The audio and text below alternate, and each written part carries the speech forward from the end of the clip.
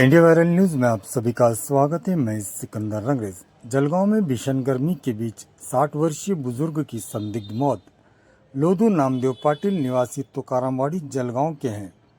लोधू पाटिल 26 अप्रैल की सुबह बोदवड़ के हिंगोना गांव में शादी कार्यक्रम में गए थे।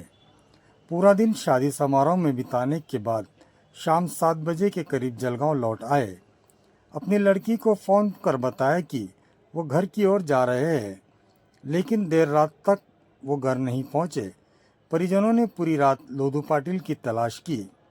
27 अप्रैल की सुबह अजंता चौक रोड स्थित एसटी वर्कशॉप के पास उनका शव मिला। परिजनों ने लू लगने की आशंका जताई है। रविवार को तापमान 45 डिग्री तक पहुंच गया था। मौत का सही कारण पोस्टमार्टम के बाद ही पता चलेगा।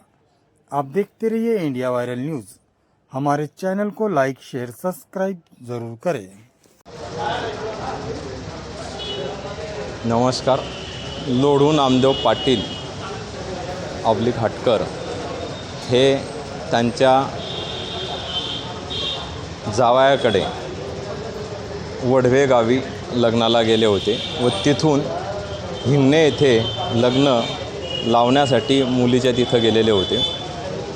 तिथून ते जवळपास लग्नात जेवण वगैरे करून आणि संध्याकाळी जवळपास 5:30च्या किंवा 6च्या दरम्यान ते तिथून निघालेले आहे हिंगण्यावरून। तर ते बसने जळगाव येथे आले आणि इथं आल्यानंतर ते जळगावला 7 ते 7:30च्या दरम्यान आलेले आहेत आणि त्यांनी आल्यानंतर त्यांच्या मुलीशी म्हणजे मनीषा पाटील यांच्याशी फोनवर त्यांचं दोघांचं बोलणं झालं की बुवा मी जळगावला आलो आणि घरी चाललो। तर मुलीने सांगितले बाबा व्यवस्थित घरी जा, काही अडचण नाही। त्यानंतर आम्हाला रात्री 10 वाजता कळाले की ते आत्तापर्यंत घरी आलेले नाही, कारण ते स्वामी समर्थाच्या बैठकीला पण जात होते। तर कदाचित घरच्यांना म्हणजे त्यांच्या पत्नीला व मुलीला असं वाटले की ते बैठकीला गेले असतील, परंतु बैठकी 10 वाजेपर्यंत सर्व लोक बैठकवरून घरी आले पण ते घरी आले नाही।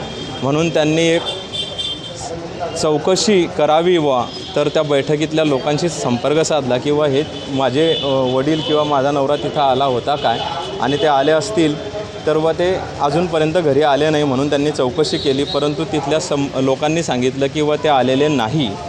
म्हणून यांना थोडा गोंधळ वाटला किंवा हे थोडे घाबरलेत किंवा अजून आले नाहीत म्हणजे तिथं पण नव्हते पण जळगावला तर आले आहेत, तर मग नेमकं असतील कुठं।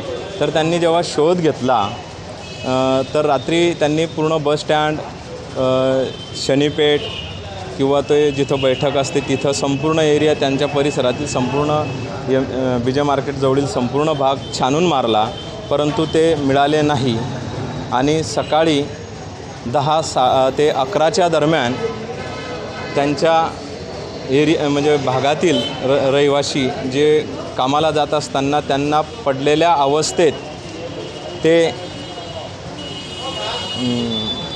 कब्रस्तान गेट नंबर 2च्या समोर एसटी वर्कशॉपच्या भिंतीला लागून खाली रोड सोडून खाली पडलेल्या अवस्थेत दिसलेली व्यक्ती दिसली। तर त्यांनी जागेवर जाऊन बघितले तर त्यांना ओळखीचे वाटले, म्हणून त्यांनी लगेचच त्यांना प्रयत्न करून चौकशी केली आणि तेव्हा त्यांना तिथं त्यांचे नातेवाईक जाऊन भेटले आणि म्हणजे ओळखता आलं की हे आपलेच नातेवाईक आहे।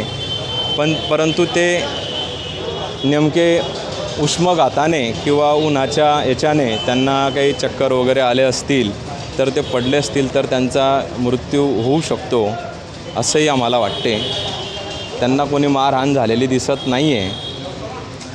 आपलं नाव आणि त्यांच्यासोबत नातं? मी त्यांचा जावाई आहोत। माझं नाव भास्कर विठोबा काळे आहे।